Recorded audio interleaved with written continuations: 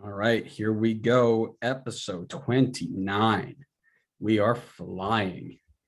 It is, by the time this goes out,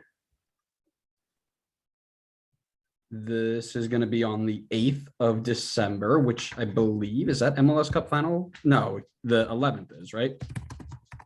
I would hope it's on a weekend. Come on. They kicked off at like 12 o'clock on a NFL Sunday. They had a playoff game on Thanksgiving. There's nothing cool. out of the picture. I had fun with that. Yeah, that's because you could watch it. Do you think anybody else with all the other people around, you think they're gonna be like, oh, let's put on MLS? They're gonna be like, we're gonna kick you out of here. I would have fought them. You probably would have lost. I don't know about that.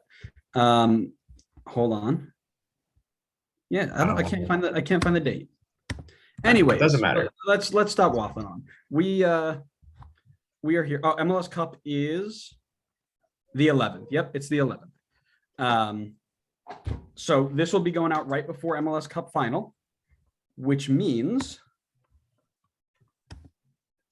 well, Rebel are out, so MLS Cup is over. Like, we don't even care anymore. But it's time to start reacting to a few things that we thought were going to happen this year, and definitely did. Yeah, 100%. We don't have any correct things. We made some standings predictions. We did some enter the year top 5 at each position. Is that how we want to call that? Basically, at the beginning of the year, before everything kicked off, we said who are the top 5 players in each position. It got interesting. So, yeah. We have Adam's picks in there too. Oh, nice. We have to go through those. Yes. So we're going to go and just review those and talk about kind of where things went wrong. And well, actually nothing went wrong. So where things went right. And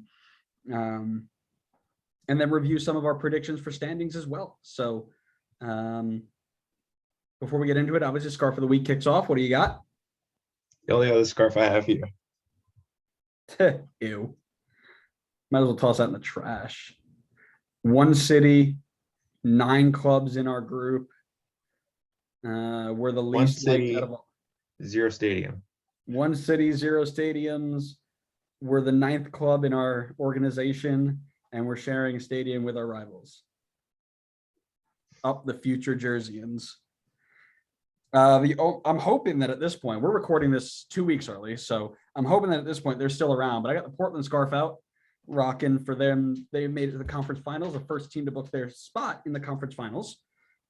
Tomorrow kicks off 2 games between SKCRSL and I believe the other one is Nashville Philly. Yep. So we'll live stream one of those games, I'm sure. And then of course, as expected, the other semifinal kicks off at 7:30 on a Tuesday because MLS. Okay. But we'll live stream one of those games and we'll go ahead and figure something out for that. And we haven't live streamed in a little bit, have we? Not really. Yeah, I don't think so. Yeah, so we'll have to get back on that. I think decision came up in the last one. Yeah, probably it was. That we need a break after that one, right? 6 hours. Yeah, it was tough. That was tough. So let's just jump right into it. Let's talk about our Eastern Conference predictions. Just as a rundown from bottom to top: Cincinnati, Toronto, Chicago, Miami, Montreal, Columbus, DC, Red Bull, Orlando, Atlanta, New York City, Nashville, Philly, and New England. That is how the Eastern Conference finished up. Connor, who'd you have at 14? Yeah, I had Inter Miami at 14. Okay, explain yourself. Well, I feel like anything that we have that's like 3 or worse should be explained. Okay. Well, kind of figured Miami was going to struggle this year, which I would say they did. I guess I didn't expect Gonzalo Higuain to show any semblance of life on the field, and that kind of carried them to move up a couple more spots. It definitely helped that the 3 teams below them were just absolute garbage. I think Miami had the whole DP thing going on into the season. I thought that whole mess would carry into their form and I thought they would really struggle, which I think they did for a little while, but they kind of picked up a little bit of form to finish in 11th. So I think that kind of helped them jump up a couple of spots. Yeah, for sure. Their finish was interesting. Like they had a stretch where they're like, wait, is this Miami team actually good? And then they were like, nah, never mind, forget that. No, no, we're not.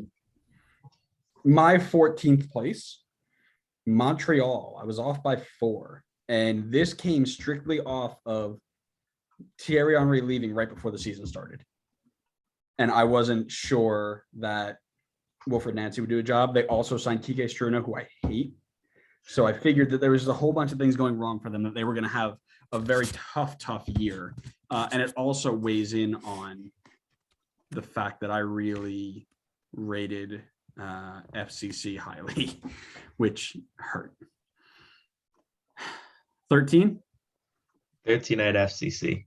Yeah, that's one off of their bottom finish. Yeah.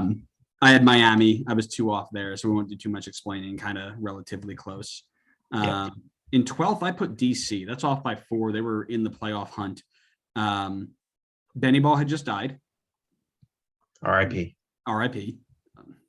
They had just been in such turmoil for a while that I wasn't sure Eddie Flores was going to do anything. Ola Kamara was like miles better than anybody expected him to be. Their backline didn't hold well enough, which is why they didn't make the playoffs. But, you had Ola Kamara, who was just lighting the league up, and that helped them a ton in a lot of games. So who'd you have at 12? I had Montreal. Okay, so which feels weird because they had a realistic playoff shot at the end, and somehow they were only 2 spots off of the 3rd worst spot in the league. Right. But yeah, I have Montreal there. Did I really put Red Bull in 10th? Anyway, all right, we'll go back to that. 11th, who you got? I had DC United. So kind of Blame tagging on to what you said. I think we had lower expectations for them. I think they were coming off a really rough season in 2020. I know they had the shortened season, but I'm pretty sure they finished like second to last, because last is obviously reserved for FCC. So I think we expected them to be a little bit better, but not to the level that they were this year, because we didn't expect Ola Kamara to play as well as he did, and Julian Gressel and some of the other guys that kind of stepped up and put them in the playoff chase. I mean, ultimately, that same quality that held them back in 2020 is probably what kept them out of the playoffs. So that's probably why both of us were a bit off on DC. Yeah. All right, hold on. Grace wants to go outside. All right. In 11th, I had FCC. Explanation, very easy. On paper, that team was good, and I will stand by it to the day I die. That team was good on paper. You signed $15 million Brenner. You surround him with Lucia Costa. At that point, Frankie Amaya was still on the team. He was supposed to be decent going forward until Red Bull snatched him up and stuck him on the bench. Harris Medunian in the back. Joe from the championship was supposed to be able to provide some stability.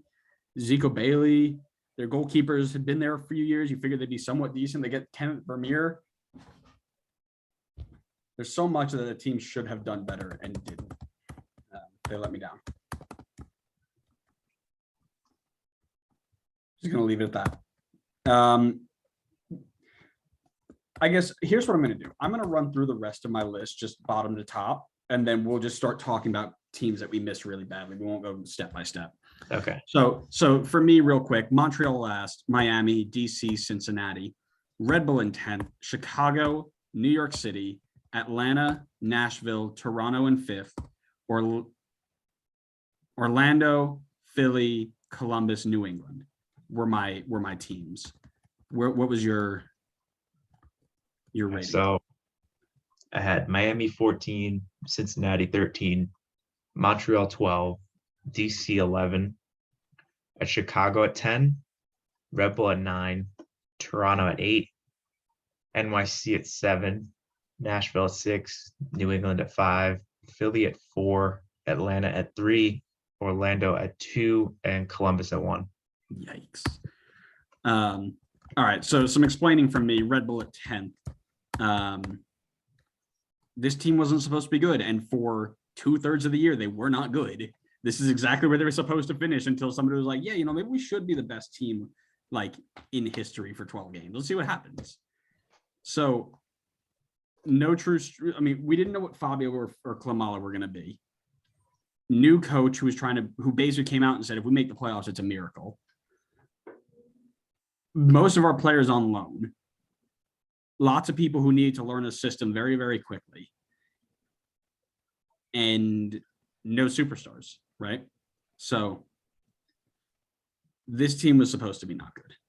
And that is why I put them there. I won't dive too deep into any more details. We've covered them a ton. So who's your next explanation? 8? Okay. So I'll go again and explain my number 9, which is Chicago at 9, which is 3 higher than I thought they would be. Chicago are a mess, man. What in the heck happened to Chicago?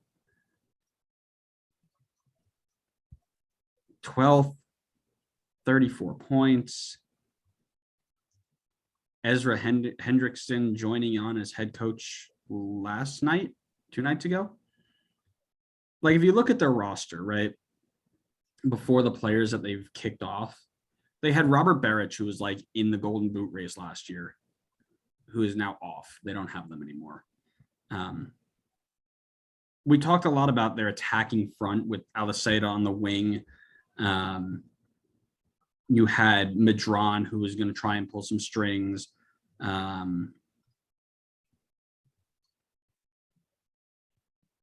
Just looking at this roster here, there were players on this team, and again, they have lost it a little bit.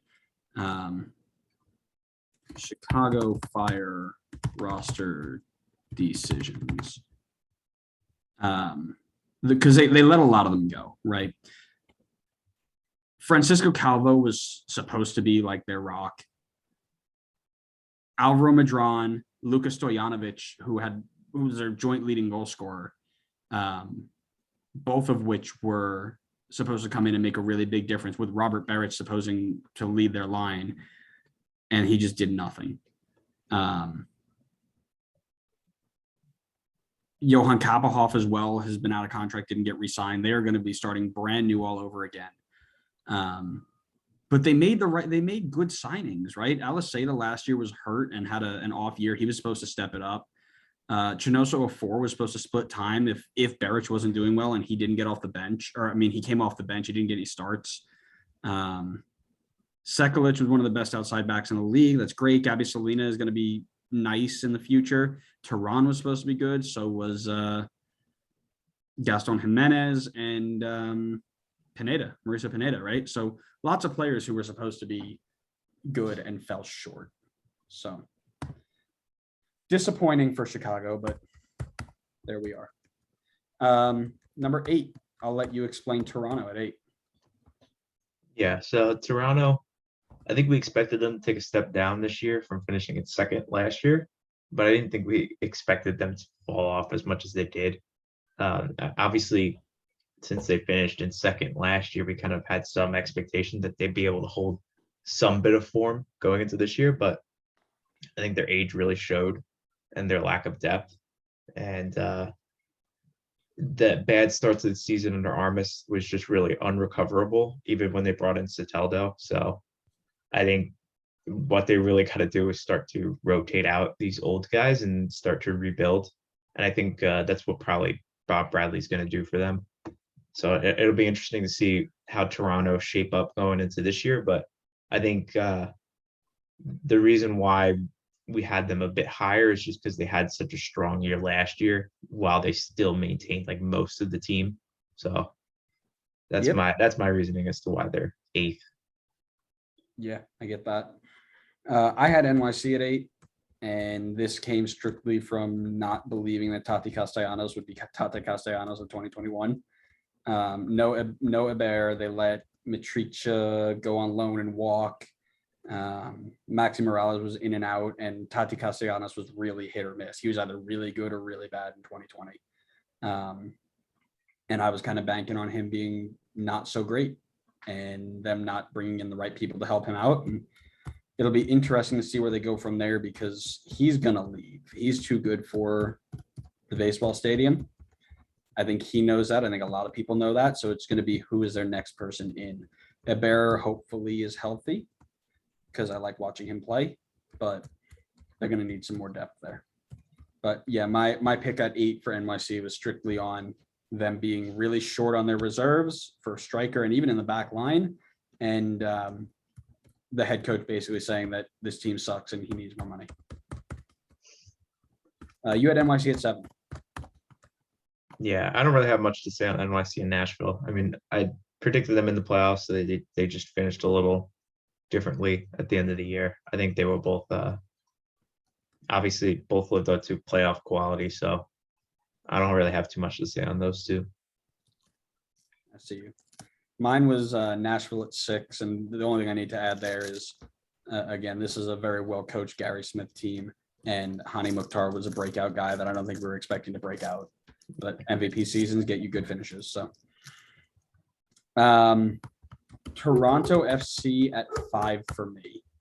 I didn't think Chris Armas was going to ruin a team that badly. Like I knew he had that sort of effect, but I didn't think it'd be that impactful. Yeah, so I figured he would bring them down, but I didn't think he'd bottom them out. But listen, it's all for the best. I call it sleeper agent Armas, right? Toronto knocks us out in 2017. Josie Altidore being a little, I'm not allowed to say what I think about him on this on air, but he goes in there, gets into a fight, kicks him out of the team, brings him to the bottom of the East, and then walks out head held high. Absolute legend of a guy. You had New England at 5. I did, yeah. So talk about the disrespect. Go ahead. New England was just hovering around the playoff position in 2020, and I figured they would improve a little bit. I didn't expect the amount of breakouts that they had this year. I didn't expect, obviously, Heel and Bo are easy to predict that they will turn up, but didn't expect like Tejan to have a big season, Buxa, Brandon Bai, Polster, McNamara. These guys, it'd be hard to predict that they would break out this year the way that they did. So I kind of figured they would start to take that step up and eventually kind of work towards topping the East. But obviously they did it in a lot quicker fashion this season. How do you look at a team with Tommy Mack in the middle and not think they're finishing first overall? How do you do that? I just want to know where your mind's at. I'm staying consistent because I never did it when he was with NYC. So, but it's all about the system. To be fair, NYC finished top of the East too when he was on their team. So it's a Tommy Mack effect. All right. So yeah, that's the key, it seems. I'm just saying. The only other one I missed by more than 2 spots was Columbus at 2. Columbus took the MLS Supporter Shield or MLS Cup champion team, basically lost nobody, added more, and was supposed to be super legit. And they were awful to start the year.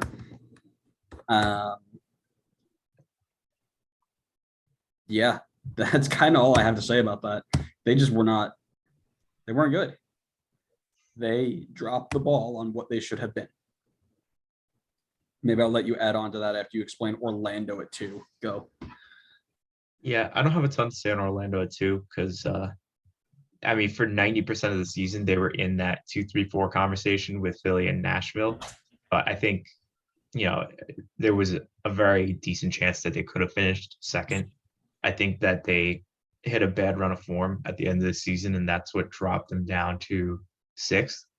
I think certainly injuries hurt them a bit this season. DK missed a lot of time with being on loan and being hurt, and I think Nani missed some time as well. So I think if they stayed healthy this season, they would definitely be much closer to where I predicted. And then for Columbus, a lot of basically what you said. I think going into the season, they had that crazy depth where we were able to build like 2 starting 11s that could compete for the playoffs.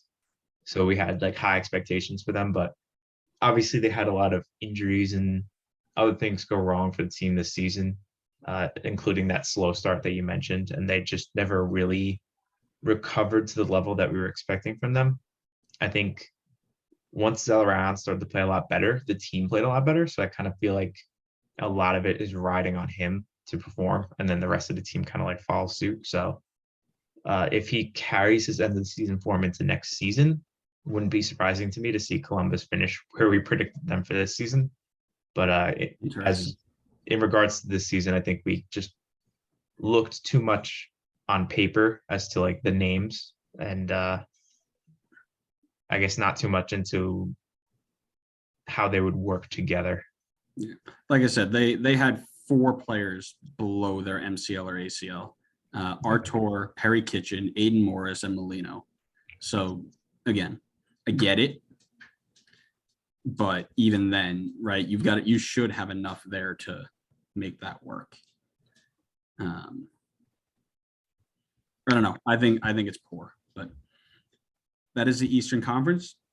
We move on to the West, where it finished Houston at the bottom, Austin, Dallas, San Jose, LAFC, LA, and then in the playoff spots, RSL, Vancouver, Minnesota, Portland, SKC, Seattle, and Colorado at the top. I will go ahead and run through mine, where I had San Jose at the bottom, Real Salt Lake at 12, LA at 11, Vancouver at 10, Dallas at 9, Minnesota at 8, Austin at 7, Colorado at 6, Houston at 5, Seattle at 4, LAFC at 3, Portland at 2, and SKC at 1. I'm about to pull up a whole bunch of rosters because I have a lot of explaining to do. So for mine, I had Galaxy at 13, San Jose at 12, RSL 11, Houston 10, Dallas 9, Minnesota 8, Vancouver 7, Austin 6, Seattle 5, Colorado 4, LAFC 3, Portland 2, and SKC 1. Yeah, so pretty easy for me to start explaining San Jose. Matias Almeida's man-marking full press system is the most disgusting piece of soccer I've watched in my life. It is very easily broken down, and that's pretty much all I need to say about that. They also had a 38-year-old Wondolowski, Andres Rios, who I don't really like a ton, Benji Kikanovic, and before then, Cade Cowell hadn't really broken out, and Jabo wasn't traded. So he came in August 5th and he really didn't contribute too much to the Quakes. He scored 1 goal, 1 assist for the Quakes, which is interesting for a guy who was tearing it up in Portland. But anyways, they really didn't have the attacking front that I thought would get them good results. Christian Espinoza had a pretty good year. Chofius Lopez played above what I expected him to. And then they got Nathan in at center back, who has been one of the best center backs since he arrived, which gave them a little bit of stability in the back. So that's why I had them a little bit lower. They made some good mid-season transition and climbed the table. Yeah. I had Galaxy at the bottom. So criminal. I figured since they kind of like blew up the team, they were losing Pavone, they had already lost Zlatan. I didn't really see much hope for this team going into the season. I think, Chicharito was also coming off an abysmal year in his first year in the league. So I think with them losing Pavone, I definitely expected them to drop even further. I definitely didn't expect Greg Vanney to come in and have the start that he had, which definitely carried them from finishing in this last position. Chicharito also performed way better than I'd expected from him. I think their form at the end of the season was much more on par with where I put them. I don't necessarily think it was bottom of the league, but it was certainly more so not playoff worthy. I think their form at the beginning of the year is what kept them in the playoffs in the end. Oh no, sorry, they missed the playoffs. What kept them in the playoff chase at the end was their form at the start of the season because they were red hot. Yep. But I think they kind of came back to earth and then kind of settled into more so what I expected from them, and that's what dropped them out of the playoffs inevitably. But still, much better than Vandy did a much better job than what I expected for the roster that he had on paper. Sure. I had RSL at 12. RSL is a walking heart attack. All right. I'm just going to put that out there. They can finish bottom of the league or top of the league on any given day, depending on the way that they play. They're never consistent enough. But just looking at the roster that they have, because we made these decisions based off of the roster that they had and kind of the play style that they knew. You were looking at really a center back tangent of some combination of Justin Glad, Marcelo Silva, and Eric Holt. It was just that right there tells me their back line wouldn't have been good enough. I've already spoken miles about how I don't like Donny Toya, the way he plays. Aaron Herrera we knew about. Defensive midfield was Everton Luiz, who is a walking red card. Damir Kreilach scored like 1 million goals, which is ridiculous. No real, or they Miram and they brought in Menendez, which was a good signing. Albert Rusnak was there and not. Anderson Julio came in on loan and was pretty good as a sub. Ruben Rubin pretty much led that line, but a lot of these people came in before or after we made these predictions. So, but yeah, 16 goals from Kreilach and 11 from Rusnak. They've got one strike. None of their strikers had more than 10 goals, and their fifth highest goal scorer had 2. So I stand by my pick. Yeah, RSL's my next up one anyway. So it's like pretty much exactly what you said. I mean, just to sum it up for myself, I just think that Kreilach and Rusnak played much better than I expected them to, and Out of their mind. Yep. I think that carried them into the playoffs. Obviously, like guys around them played better as well, but I think those are the two like main guys that kind of carried them into the playoffs, or just squeaking it, like literally couldn't have just squeaked in any closer. Literally on the last kick of the season. Yeah. Yeah, I get you there. LA for me at 11. I missed it by 3. Kind of building off what you had. I did not expect that much out of Vasquez and Question. The combined age of 70 didn't really fill me with a lot of hype for their playmakers. Jovanovic was a good signing, and I think he'll go ahead and be really good for them in the near future.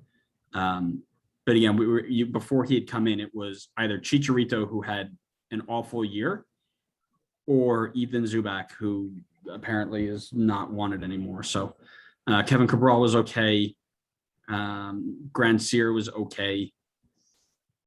Then you had a midfield combination that just was not standout. Raveloson was okay.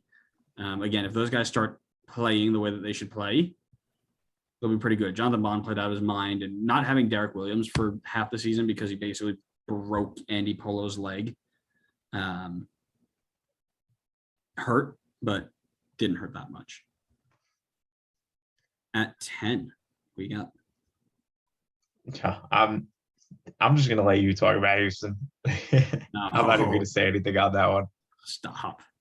Listen, I had them 10th versus 13th. It's not much of a jump, to be I honest. had Vancouver at 10. This one's easy. No Ryan Gauld, no Brian White before I made my prediction. They're game changers. Next. You have Minnesota at 8. Yes, we both did. We both did.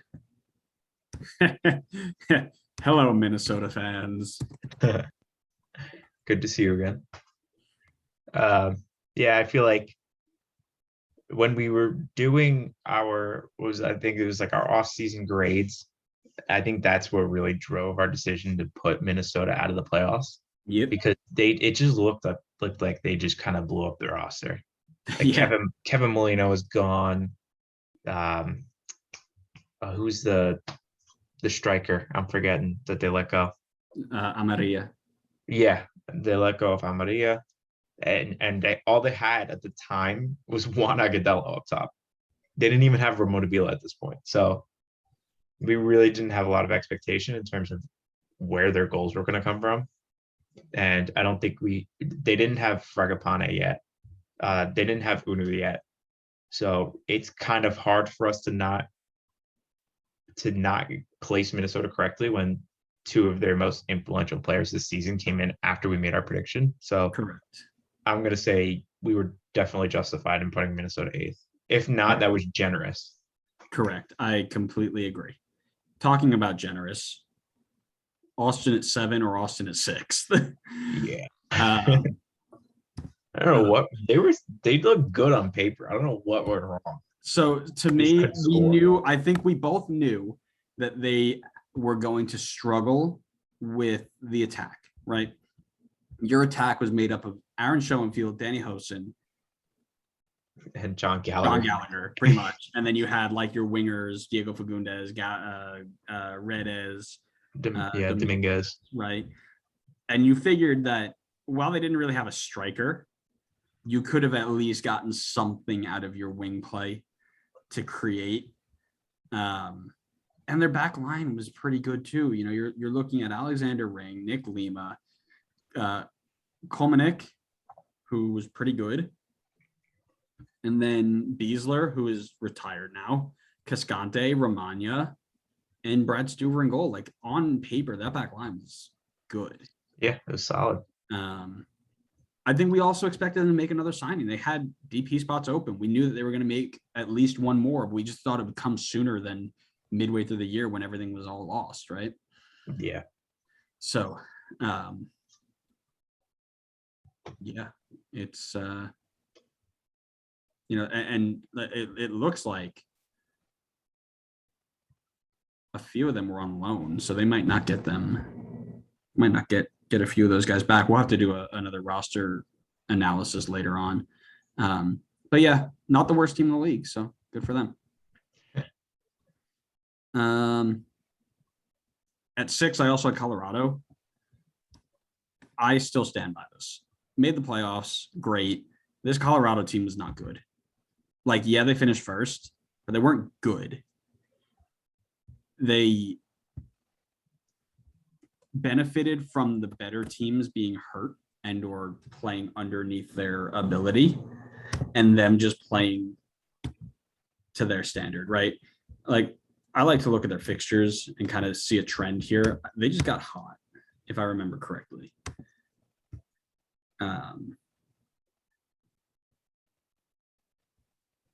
Yeah, they went on one stretch there from July 31st to September 29th. So a 2-month stretch where they didn't lose. You know, they were all close games outside of Austin, but you know, they made a transition into a 3-4-1-2, 2-1, you know, 5 back, 3 back type of thing. And it worked for them. People couldn't figure them out for a while. But eventually they did and lost in the first round to Portland on the last kick of the game. Maybe I could have put them a little bit higher based off of their squad. Maybe. But I stand by this. No, I think that's spot on. I mean, I have Colorado 4th, so kind of just mention it the same. Yeah, you were closer. Yeah, but I think they definitely benefited from teams having injuries. I think a fully healthy SKC and a fully healthy Seattle definitely finish ahead of them. Right, and they blow them out of the water too. Yeah, so you're go ahead. They would be third. They'd be third then, so much closer to where we originally predicted them. Absolutely, yeah. You know, I'd even argue a fully healthy, like Minnesota with all their guys for the full year. Maybe a fully healthy LAFC can maybe finish ahead of them as well. So I don't think it's so far of a reach to put them like mid playoff area.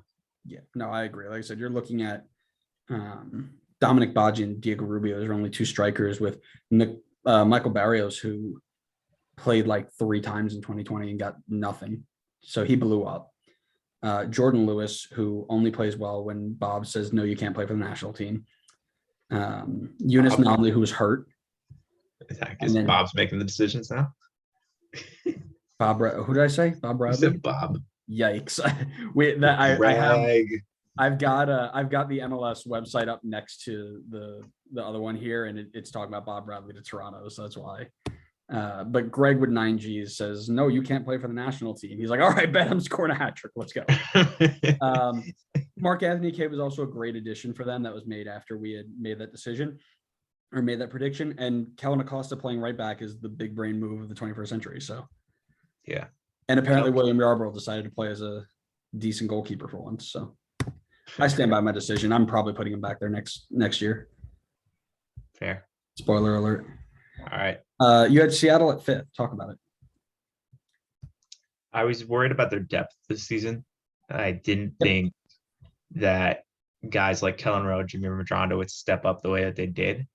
And I think the depth question was certainly justified, seeing as how they struggled with injuries this season, with J-Mo missing significant time and Rudy Diaz missing a bunch of games as well. So I definitely think that Seattle reminds me a lot of the way the Patriots kind of are organized, where it's like the next guy up is always just ready to fit right into the system and get the job done. So definitely learned my lesson on that one with Seattle. So I think depth really is not a concern when it comes to this team, because they just figure out ways to get it done. So I think the overperformance with the depth was what made me miss that one, I would say. Yeah, I've never seen somebody miss as badly as you did right there. Yeah, you want to talk about your number 5? The league doesn't want Houston to win. Yeah, the league. They don't. They don't. There's no way you take a team like this and are just like last place in the West. This team was not good. This team was not good. You're not good. Even on paper, they weren't good. You're not good. You got Corey. All right, so listen. Maxi Urruti, flop. Corey Baird, flop. Both those guys were supposed to be so much better than Corey Baird wasn't even on the team when we made the prediction. Fair. That's fair. Yeah. Tyler Pasher, awesome. Need more Tyler Pasher in my life. Ari Lassiter blew up MLS's back. Like, he was so good. Darwin Quintero, go. Their best player was Fafa Picault. Are we kidding? Memo Rodriguez, Boniek Garcia retires. Derek Jones was like playing in 9 different positions and didn't do well in any of them. Joe Corona is what disappointed me. He was the guy I thought was going to bring it all together, and he didn't. Which disappointed me. And I thought Darwin Soren was going to be better. Darwin and Vera in front of the back 4 of Zarek Valentin, Junqua, Tim Parker, and Fuentmayor. I thought that was going to be really, really good. It wasn't. Marco Maric. Still don't like it. Still don't like the way he plays soccer. Can't distribute out of the back. Doesn't claim balls. But anyways, he actually, I'm pretty sure he lost his spot to Kyle Morton later on in the year, if I remember correctly. But regardless,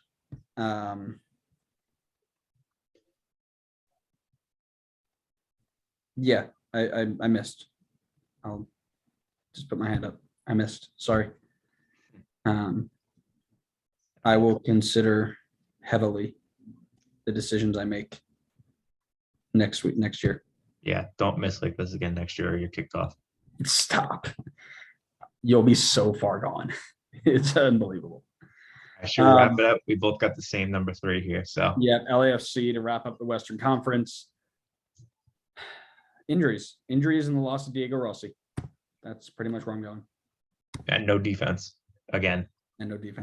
They refuse to fix the defense, and year after year, it still kills them. You would think they'd learn. They're like, oh, let's bring in another new striker, because we keep losing games 3-5, So we need more goals, clearly. Yeah, no, like I said, they started moving that way, and they were like, "Wait a second, no Diego Rossi, I'm going to get Cristiano Ronaldo." Which, in fairness, I worked would out. say But it depends on what they do with their roster. They might be back in that spot next year. We'll see. yeah, without Bob too, we'll see what happens. That's a big one, yeah. But those are our Western Conference, Eastern Conference reactions. Not ideal, but it happened. Yeah. Shall we move on to a quick recap of who we thought were the best players to start the year this year? Yeah, this is gonna be good. I'm excited. Do you I want think me to run? I think we're all just gonna laugh at Adam, right? Is that the way? Most likely. Good. So you want me to just kind of? Do you want me to run through it all, or just kind of run through the highlights? Why don't we talk about what it was for people who haven't seen it, and then just go through, like do an example of like the goalkeepers because they're 5. Right. I think they should, rather than us give an explanation, they should just go watch the episode. That is true, but if we give them an explanation, they'll be more inclined because we're not going to tell them everything, right? Okay. So they got to go watch. Essentially, in our preseason, we set a 4-2-3-1 lineup because we figured that kind of covers a lot of ground in terms of players, and we did who we thought our top 5 players were at each position to start the year. So, for example, goalkeeper, myself, I put Pedro Galese, Sean Johnson, Eli Room, Matt Turner, and Andre Blake. That was my 5-1. So that was the 5 guys that I thought were the strongest goalkeepers going into the season. I'll find Adam said for goalkeepers 5-1. He said Stephen Fry, Tim Melia, Matt Turner, Pedro Galese, and Andre Blake.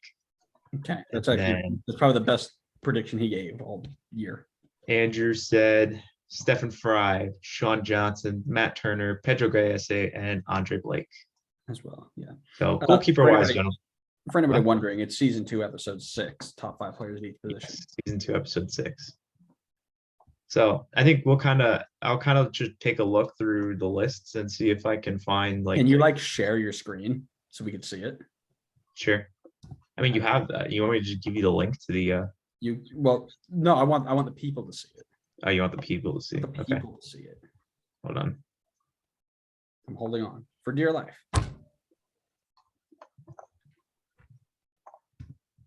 All right, you should be able to see it now. I do. Let me see if I can zoom in a little bit first. All right. So, right back, I'm pretty sure all of us are going to have Roman Metnier on here, who definitely did not live up to the top 5 potential. Correct. All right, is this Adams? No, this is mine. Kyle Duncan at 1. Yeah, listen, Kyle Duncan arguably was easily top 5 right back in the league this year. Oh, I'm not saying top. He was not top 5. 1. Well, Tinnerholm got hurt. Metnier played like crap. Yeah. I don't think Ruan was anything special this year. So who's ahead of Duncan at right back? I mean, maybe Brandon Bye. Juwan Jones, the 4th round super draft pick. I think he played left back, didn't he? Because Bye was on the right. I thought they swapped side to side. I will pull up a list of right backs and talk to you about who I thought was best of the best. Honestly, Cole Bassett and Kellen Acosta's number 1. Kellen Acosta, obviously. We got that wrong. Yeah. We'll go ahead and do anybody who had more than, I think, 15. We'll do 15 to start. See if that weeds out anybody. Kyle Duncan was the highest rated, but Julian Gressel has a shout. If you consider, I didn't consider him at the right back position. Right, we did. We considered him other places. That is true. Yeah. Julian Araujo. Yeah, Julian Araujo definitely was top 5. Graham Zusi was in there, which we hate to admit, but he was. Yeah. And then I guess if you didn't count Julian Gressel, Brooks Lennon was number 5 on WhoScored.com. I could definitely see Brooks Lennon being. But yeah, technically, Kyle Duncan is the best of the best there, which is interesting because what can I say? I was spot on. Kind of. You were head 1. Who else did we have? So Adam at right back had Olivier Bezo. Oh, goodness gracious. This list is bad. He did not have Kyle Duncan on his list at all. And this includes 6 people. Because you can't count. And Bizo, who finished, to be fair, Roman Metnier finished 10th. So Out of right backs. yeah. I mean, that's still pretty bad. 10. Oh yeah. And Bizo was 11th. Nick Lima was 12th. I swear this man pulled up like FIFA. It was just like, which guy has a good card? Alro Jr. Oh God. He didn't make the list over 15 appearances. I think he played. Did they leave him at left back? He might have been at left back. Yeah. Yeah. He was still not top 5 with Toronto. Not even close. Not for that Toronto team. Nope. Ruan or Huan, 15th. Yikes. Metnier, 10th. And Tinnerholm, who got hurt, 6th. Yeah. So we'll give Tinnerholm a break, but who did I have? That's a bad list from Adam off the bat. We should just keep track of Adam's bad list. And hold on, you know what? I'm gonna get my phone real quick. I'm gonna send him pictures of every list that we Oh no.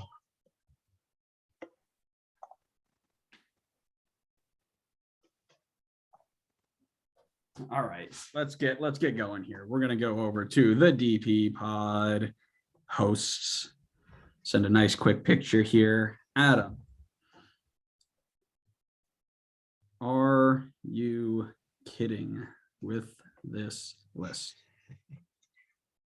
I think I was spot on with Aaron Herrera at 5 too.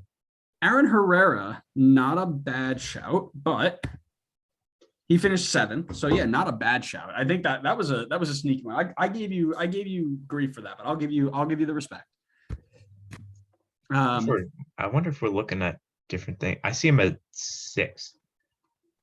I did the right back position in more than 15 appearances, or did you do equals 15?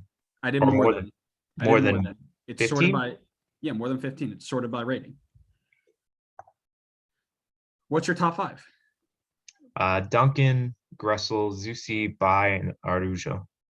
Sorry, Araujo. Is it set on shots or something? No, mine's set on rating. Who's your top 5? Duncan, Gressel, Bai, Zusi, Araujo, and Brooks Lennon, then Aaron Herrera. I have Herrera, then Lennon. What are the ratings?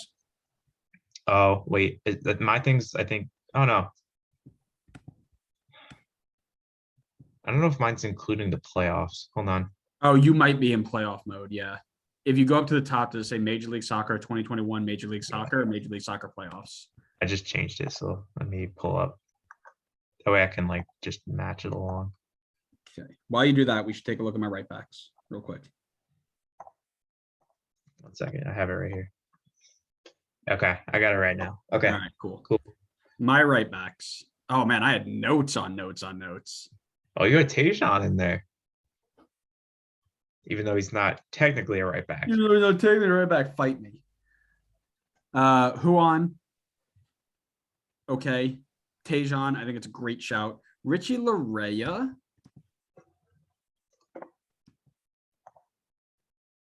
He probably switched. I think he went over to left too much. Left back or yeah. I'll have a look here. While we continue on, honorable mention Bruno Gaspard, just from where he comes from, his talent will show.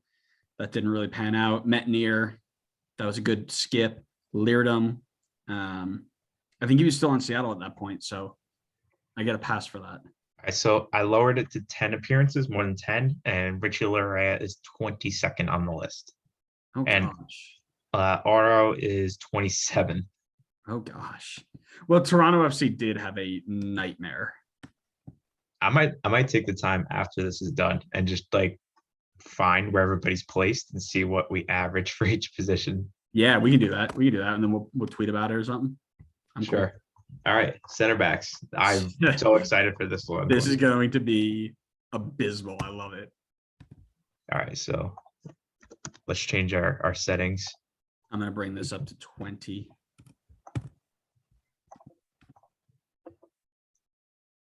We might have to drop it low for Adams because we're not going to find some of these players. No, we're not dropping it for Adam. Not a chance. Not after that garbage.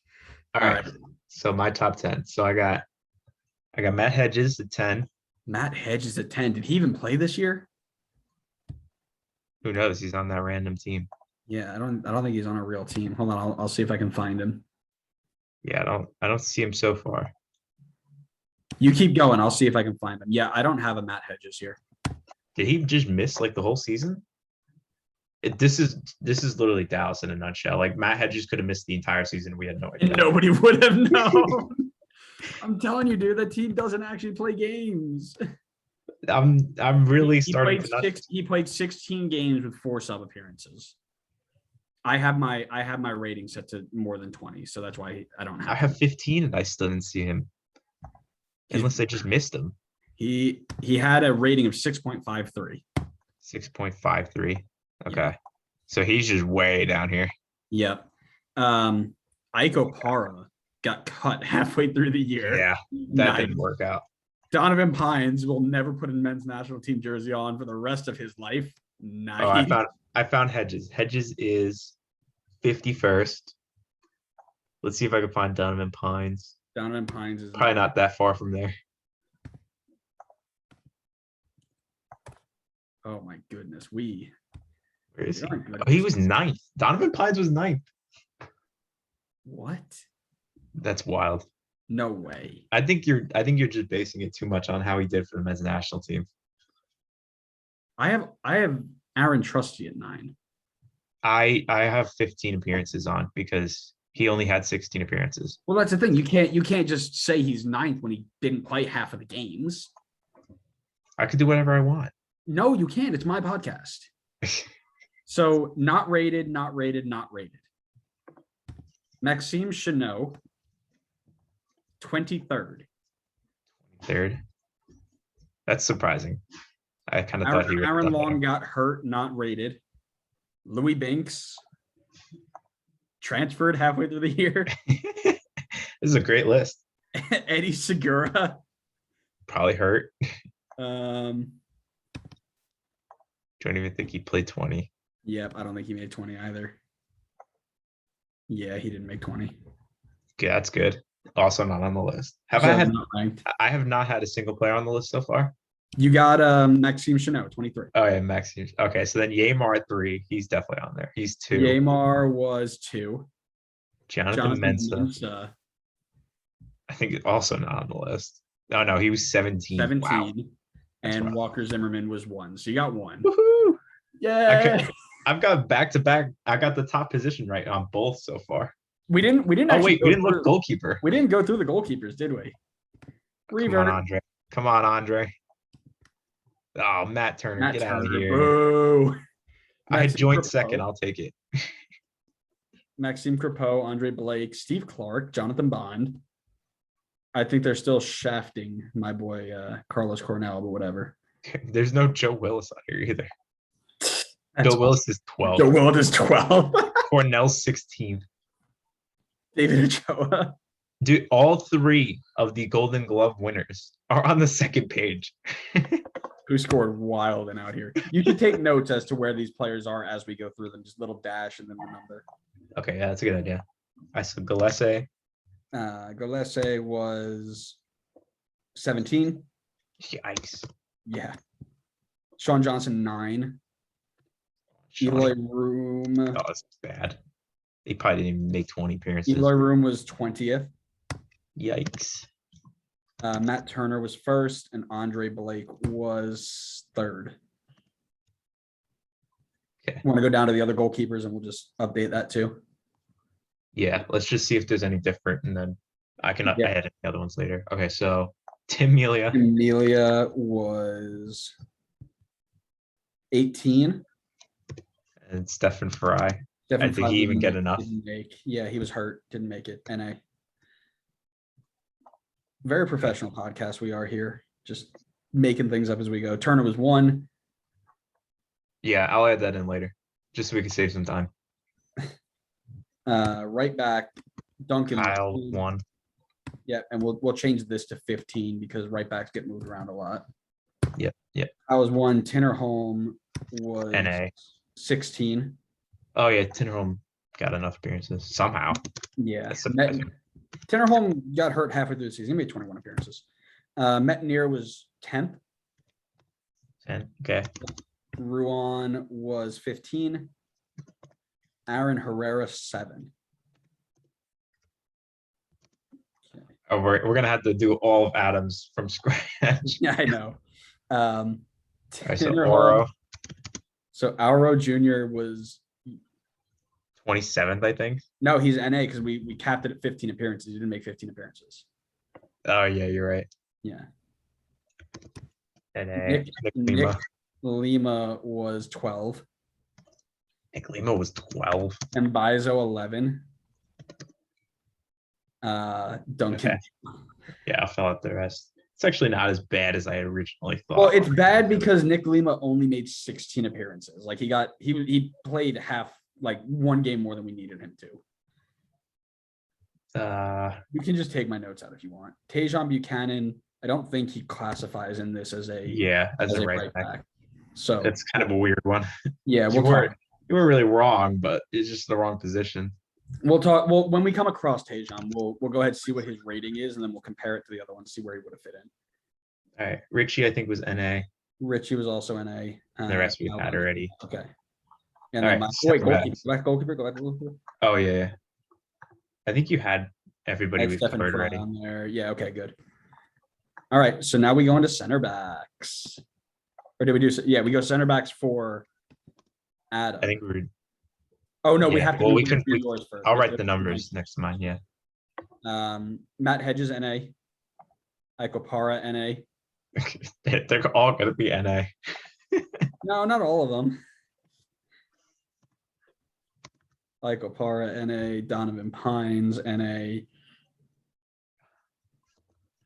Maxime Chanot was 23. Aaron Long NA. Louis Binks NA. Eddie Segura NA. NA. Yamar was 2. Mensa was 17. Zimmerman was 1. I want to hold on before we go. I want to see if Louis Binks snuck in before he left. No, he didn't. All right, here we go with Adams. Adams. God, this is gonna be painful. All right, Aaron Long, NA. Michael Boxall. I saw him before. Hold on. 31. Nice. You know, here's the thing. If he just gets people who played, he beats you. Yeah. Jack Elliott. I can't believe he got that. Jack Elliott 3rd. That's insane. Yeah, Frederick Briand. Jesus Christ, Adam.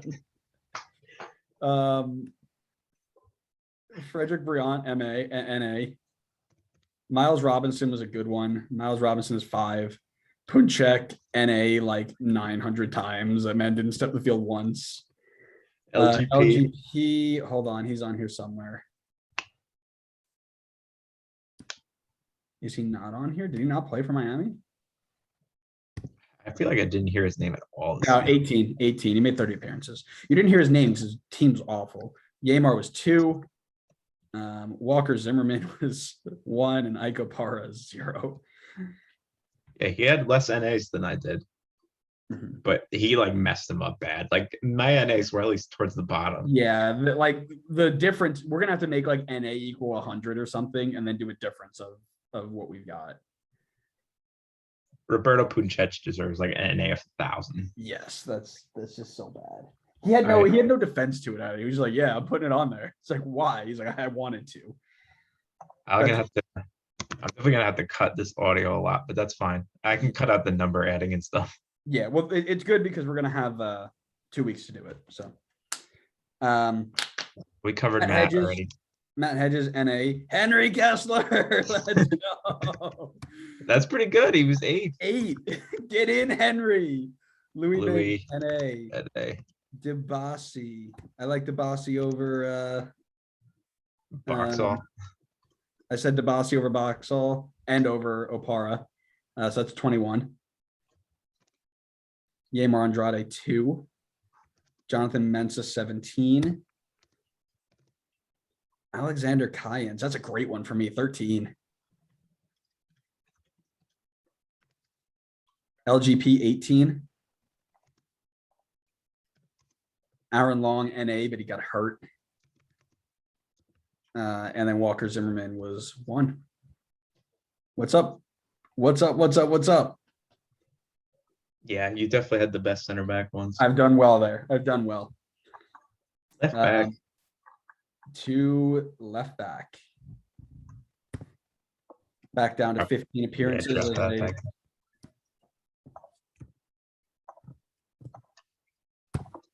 All right, so None. Go on. I didn't even have a 5th one. You gave up. You're just like none. So that's NA. 5 is NA. Milton Valenzuela. Probably NA. also yeah. Ryan Hollingshead. He's 8. Let's go, 8. Ryan. Got one. Kai Wagner 2. Ali Adnan, very NA. like super. Listen, NA. none of us are getting number 1 right because I don't even know if he was there. Yeah, that's true. Adam. Oh god. Oh yeah. Pat Segrist.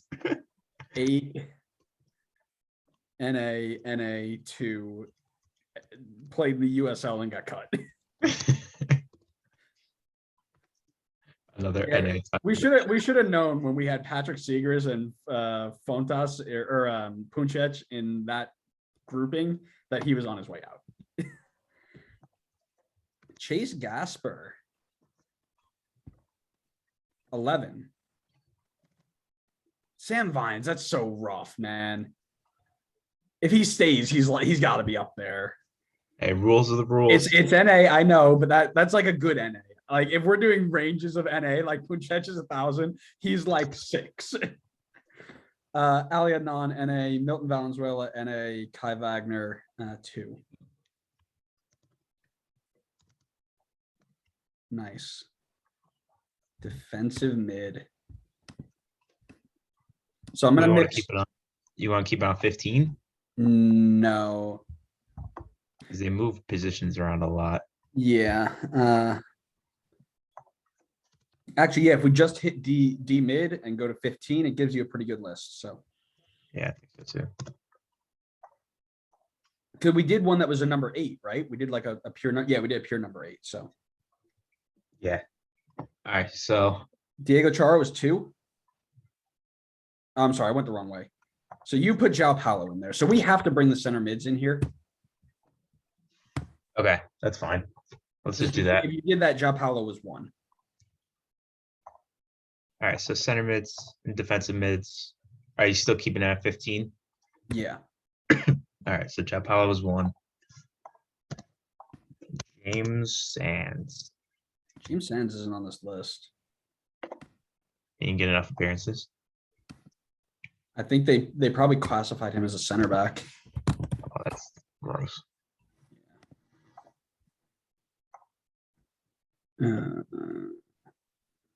Yeah, they classified him as more of a center back than a D mid. But he had a 6.79 rating, which would have put him. Hold on. 25th.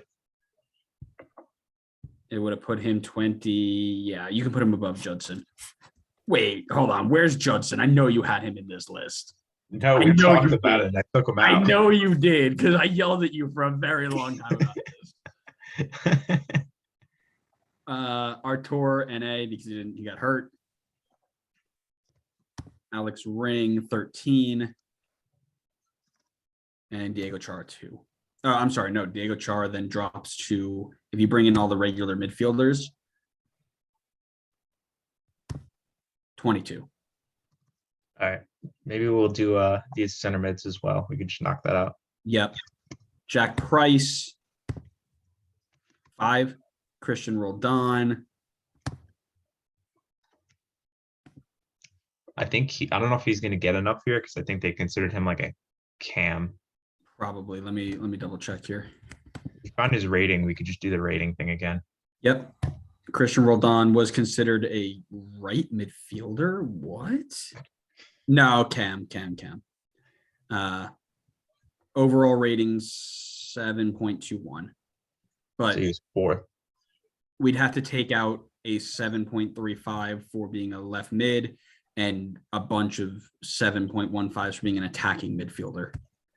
Oh, so you're only taking the rating in that position? That's what I'm trying to do. Yeah. Okay. So if I hold on, it should have it, shouldn't it? Shouldn't if it I have do his this, if average? I do that, I do this and that, and then I do. I don't even think you should calculate anything. It'd be 7.41, but he'd only have 7 appearances, so he wouldn't make the list.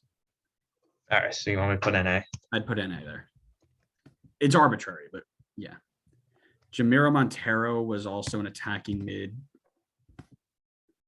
Do you want to just bring in all the center midfielders and do this? Well, we have a separate cam position, so. Right, but you put cams in your center mid spot.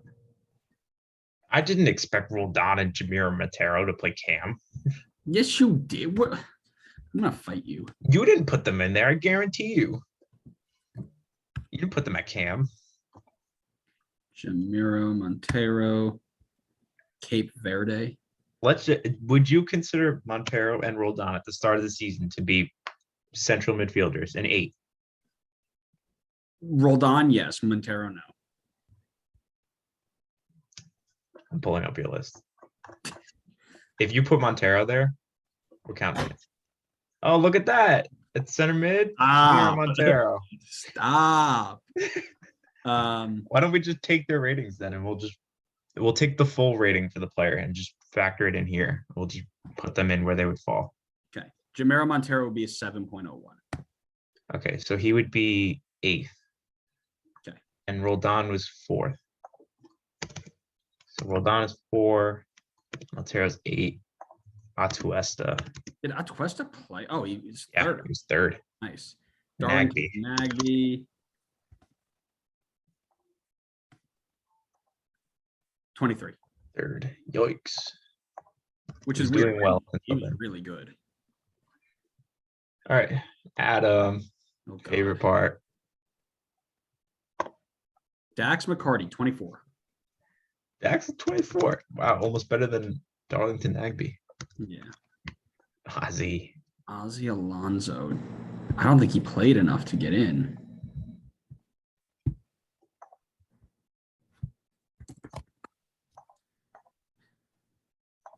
Aldo Alonso. Yeah, he only made 16 appearances. He's out. We're doing 20, right? I had it on 15, but I still didn't see him for some reason. Hold on, let me see. Where is he? Oh, he made 9 substitute appearances. That's why. Shouldn't he still come up though? I thought this was like all appearances. Might be. What's his rating? 6.54. He's not in here for some reason. Wait, what positions do I have? Wait, there he is. I don't know why I can't find him. He's Him not and coming up. McBees are the same. So 49, if we're going to put him in there. All right. Joe Powell, 1. Diego Chara, 22. Alex Ring. It's 22. Jeez. Alex Ring. 13, Alex Ring. Flo Velo. What the hell? Should we give him Jack Price? He said / Price. I don't know if I want to give him Jack Price for being that dumb. Give it to him, 5. See, and this is the thing. Mauricio Pereira is like so far and away an attacking midfielder. Like this is the Giovinco argument from last year. All right, I'll say that if I didn't put him in either of my spots, if you didn't put him in either of your spots either, then it's an NA. How about that? Okay. All right, let me check. You did not put him there either, so we'll say NA for that one. Yep, he's out. Darlington Nagby was 23. Christian Roldan, where you have it up there somewhere. He was 4. Archer is NA, I think. Yeah, he didn't play. All right. You gotta go to me. We don't have to. You don't have to. That's true. Right, Diego Chara. Chara, 22. James Sands. Did we get a result out of that? What did we say? He was pretty low. He's on mine, I'm pretty sure. 25. 25 is not too low. Adam's got 49 somewhere. Yeah, because he picked Ozzy Alonso. Yeah. Tuesta was 3. Yeah. Artur NA. And Alex Ring was 13. No, 13. Sorry. Jack Price was 5. Jamiro Montero was, I think 8. 8. Jan Gregus NA. I don't think he played enough. Darlington Nagby was 13. No, not 13. That was the other guy. Darlington Nagby 23. And Christian Roldan, you said, was 4. Yes. I had another good one there. 2 NAs, and one of them was because of injury. It's a pretty good one there. I'm just gonna double check that Jan's not on the list. Jan. Yeah, he made 9 starts, 6 subs. So Yeah, I don't see him. Yep, I wouldn't put him there either. All right, red mids. Right mids. This stays at 15 as well. I'm assuming you're adding in like the right mid and the right attacking mid. Yes, correct. Because right mid doesn't give you a result. I have 6 players I on have this 6 list. players on here too. God. Maybe we drop it down to 10. Yes, drop it down to 10. Let's see what we got. Yeah, that's a little bit better. Yeah, a little bit. All right. Man, that's awful. Johnny Russell, 1. 1. Christian Espinoza, 7. Chris Mueller, 14. 14. Oh yeah, 14. I have 14. Lewis Morgan, 12. Remember when he was relevant? Yeah. Carlos Vela, not on the list. Yeah, I guess he didn't play enough. Well, Carlos Vela played more than 10 games. I'm certain of it. He might have played some striker. He had to have played as a false 9, yeah.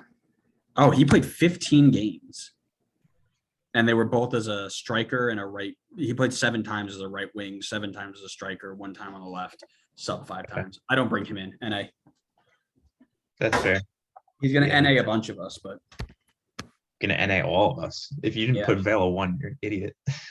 Adam. He probably put the wheel at 1. He has Vela 1. Right into my veins. Give me Chara, 6. Finley. He's in there somewhere. 18. Second to last. Chris Mueller, 14. Kevin Molino, NA. Carlos Vela, NA. How do out of a list of 20 people, how do you find a way to NA 2 of them?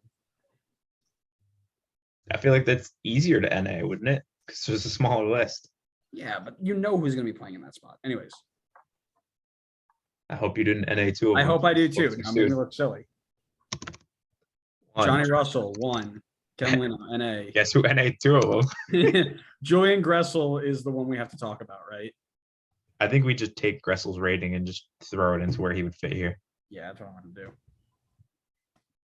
do. So then Mueller was 7.09, so he would be second. Mueller was 13. 14. And NA, obviously. I'm pretty sure I just put Kevin Molino on the left. I think that's all I did. Yeah, you did. You broke the rules. Yeah, there he is. Kevin. All right. Now going to left mid. Faf Pico's second. That's disgusting. Albert Rosnek is somehow on that list. Nani at 4. I don't know how Rusnak is. Pedro Santos at 6. Kevin Molino, NA's his way out of there.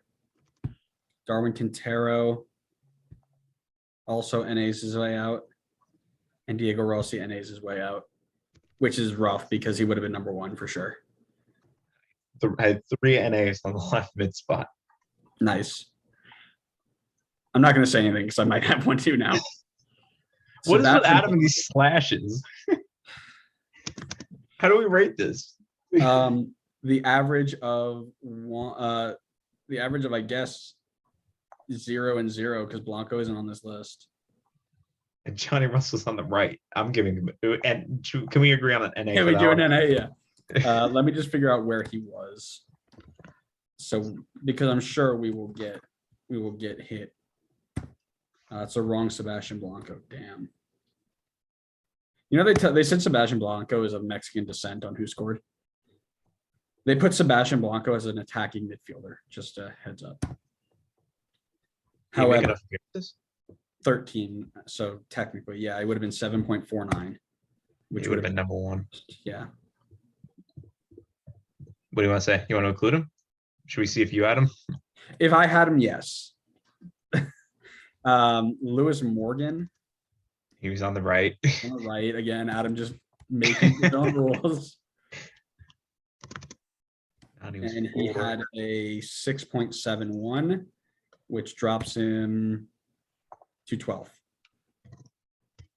Okay, so if I had Blanco, then we'll go ahead and give me a 1, give him like a 10. You did not have Blanco. All right, then he gets a 0. Robin Lurd. He was on the right. He was on the right and on WhoScored. I think he was like playing a striker too. If you just grab his rating, we'll put it in there. Robin Ludd was 6.97 playing on the right. Well, playing on the right, he was 7.12. But I think we just take his full thing. Yeah, 6.97. So he was 9. 9. Leal. Randall Leal. Where is Randall Leal? I'm gonna say they probably put him as like an attacking midfielder too. Yeah, that's probably it. Oh my God, he played everywhere. He played center mid, left mid, attacking left mid, striker, attacking mid, attacking right mid, and right mid.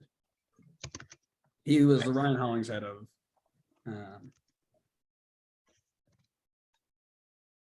And then Diego Rossi, NA. Nani was 4. Nani was 4. What was Leal's rating? Leal was 7.1. So that would put 7.1. him 6. I think I win that one again. Honorable mention Blanco coming back from injury. Cecilio Dominguez. Wait, where did we put Lewis Morgan?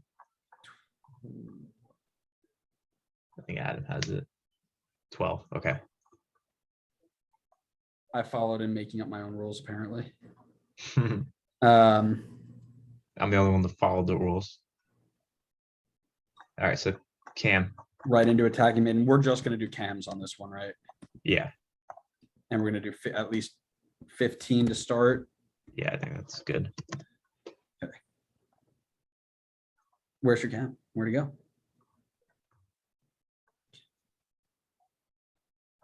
All right. Diego Valeri at 5. I've only got 10 people who have made more than 15 appearances. So I'm going to drop that to 10 and just see what happens. I guess actually, I don't even know if Valeri made enough appearances. I don't think he did either. No, I don't have a Valeri there.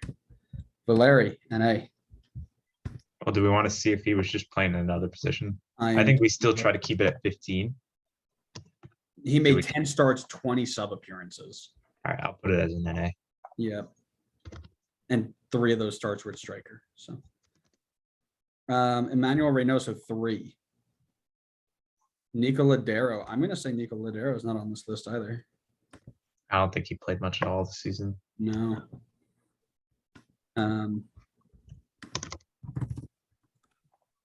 Nico Ladero, 4 starts, 6 subs. Yeah, he didn't play at all. Ryan was 4 and Pozuelo was 9. Interesting. Adam. Oh God. Reynoso 3. Valeri, NA. Ladero NA, Zelarayan 4, Pezuelo 9. Did we just copy each other on that? Yeah, I think we just switched the orders a little bit, but I think we Yeah. have all the same players. Reynoso So, was 3, Valeria NA, Ladero NA,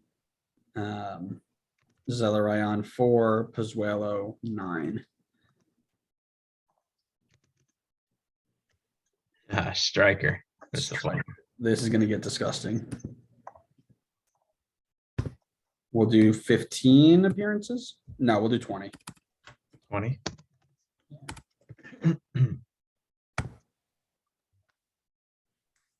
Alan Polito at 5. I don't think he made 20. He didn't make 20 appearances. Let me Did drop you it. wanna- Let me drop it to 15. Let's do 15. Okay. Still don't think he made 15 appearances, but No, I don't think he did either. yeah, he didn't. NA. Robert Barrich, 21.